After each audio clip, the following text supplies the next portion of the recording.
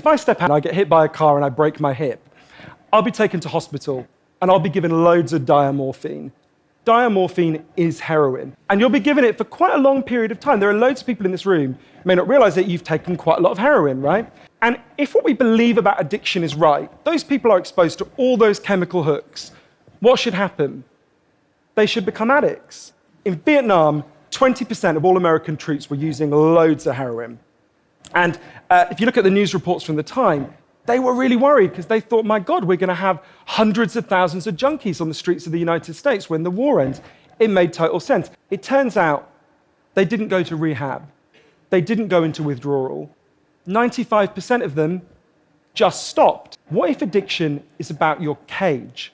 What if addiction is an adaptation to your environment? In the year 2000, Portugal had one of the worst drug problems in Europe. 1% of the population was addicted to heroin, which is kind of mind-blowing. The Prime Minister and the leader of the opposition got together and basically said, look, we can't go on with a country where we're having ever more people becoming heroin addicts.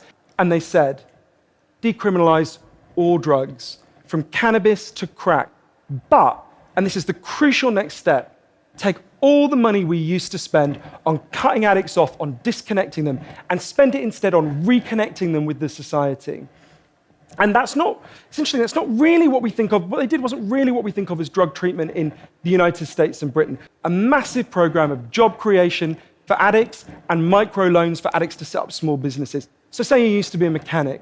When you're ready, they go to a garage and they'll say, if you employ this guy for a year, we'll pay half his wages. The goal was to make sure that every addict in Portugal had something to get out of bed for in the morning. As they rediscovered purpose, they rediscovered bonds and relationships with the wider society.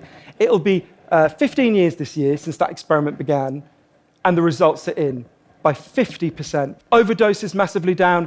Addiction in every study is significantly down. One of the ways you know it's worked so well is that almost nobody in Portugal wants to go back to the old system. For 100 years now, we've been singing war songs about addicts. I think all along we should have been singing love songs to them, because the opposite of addiction is not sobriety.